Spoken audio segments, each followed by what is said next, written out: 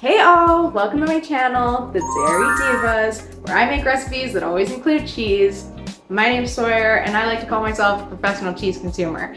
And today we're going to learn how to make my famous mac and cheese. Well, it's famous to my friends and family.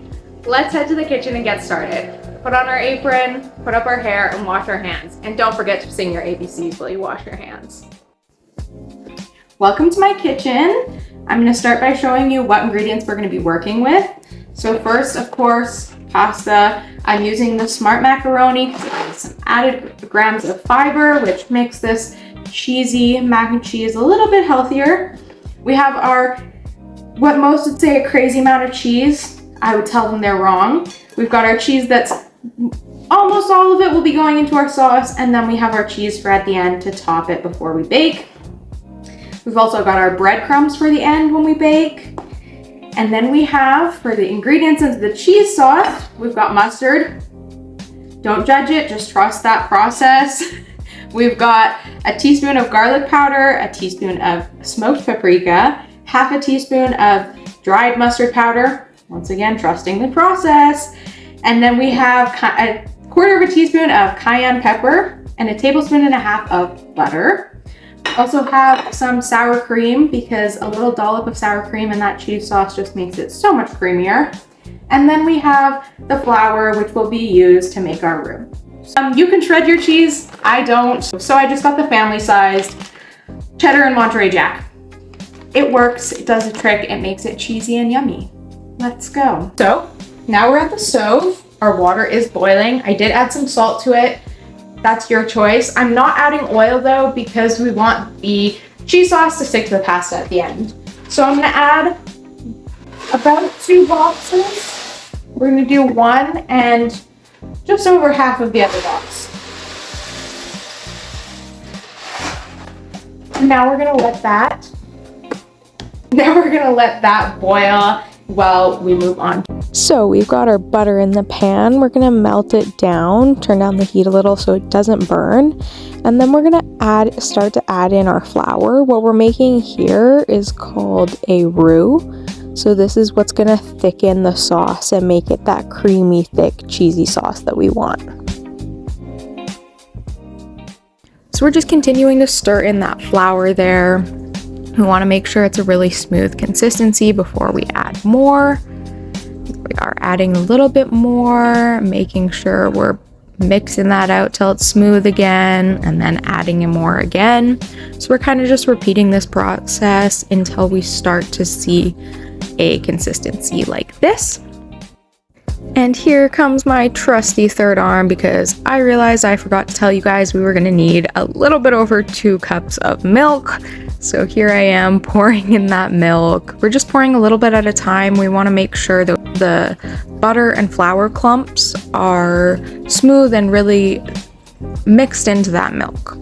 So this is a long process. We're gonna jump ahead here and I'll show you what it should look like. So this is the consistency we're looking for. We wanna keep mixing until we get that smooth, creamy looking mixture.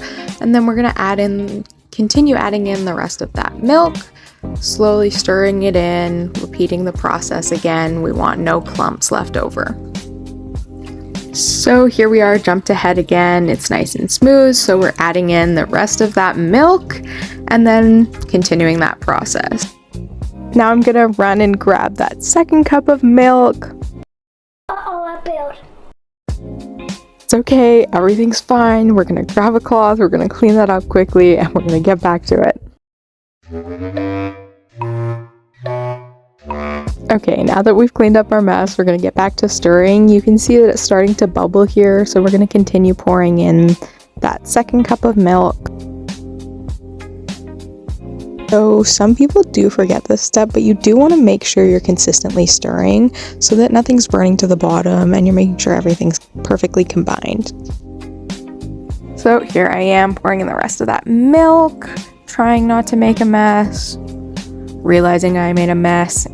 It's fine, we'll clean it up later. Now I'm going to go and make a mixture of milk and flour. So this mixture is a thickener. I realized I didn't have enough sauce for the amount of noodles I made. So instead of just adding milk, I'm adding the milk and flour so it doesn't lose its thickness. And if you still live at your parents' house like I do, this is about the time your mom comes in and tells you you're using the wrong whisk in her pan. And you can see that it's really bubbling now. We're trying to get all the extra liquid we can off, and then we're going to add in our beautiful cheese. Just a little bit at a time. We want to mix it in and see how it mixes first, and if we want to add more or not. Let's all be honest, we're gonna add more. So just speeding up that mixing process before we add in our next bit of cheese.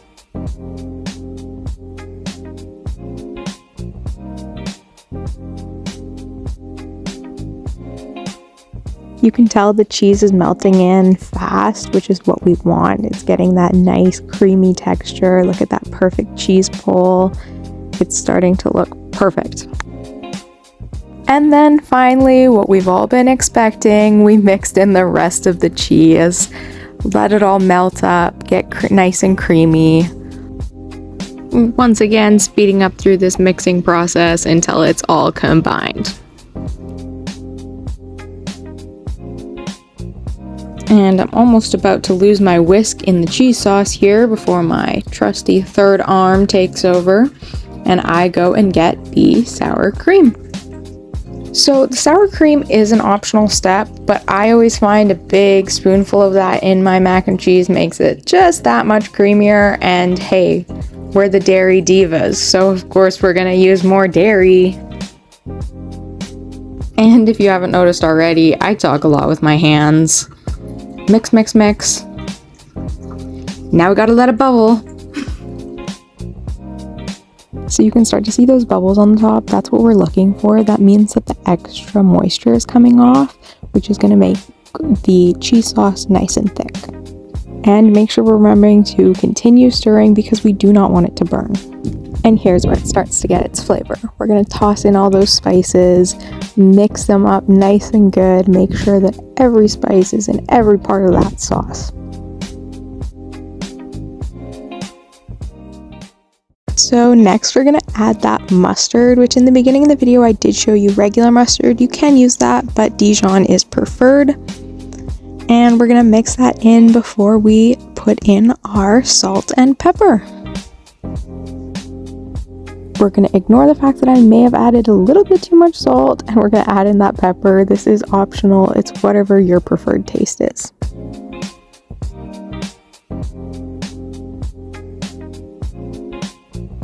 And now we're just adjusting that setup because next comes the macaroni noodles. Here we are pouring just a little bit in at a time because I don't want to overflow the pot. So mix it in, make sure every noodle is perfectly coated before you add in the next bit of pasta. And there goes the rest of that pasta into the sauce. I like to make sure I'm giving my pasta a good stir because you want all that cheese sauce to go into every single noodle. You want every bite to be just as cheesy as the next. Now we're pouring in our noodles to our pan. We're going to make sure that we get every last little drop of sauce and every last noodle in that pot. And once we've done that, we're going to start spreading it out so that those noodles are touching every edge of the pan. So somewhere along the lines, I didn't film it or I lost it, the next part of this process, which is adding those breadcrumbs and that extra bowl of cheese to the top. So you can see I've got those breadcrumbs and extra cheese and I'm popping it into the oven for around 15 minutes at 350. And once I start to see that the cheese is melting on the top, we're going to change that to a broil on high for about 10 minutes. And when you pull it out, it should look something like this. And here we are plating it up, getting one big nice spoonful in there. I believe there's 2 spoonfuls ending up in this bowl because you can never have too much mac and cheese. And here as a taste tester, I have that trusty third arm. And based off her reaction, I think it's pretty good. And then of course, I gotta try it too. Watch your stringy cheese. It is very cheesy, but of course, delicious. So that's it for my mac and cheese recipe. I hope you enjoyed. I'm gonna go enjoy this beautiful day. And don't forget to like and leave a comment down below if you tried this recipe.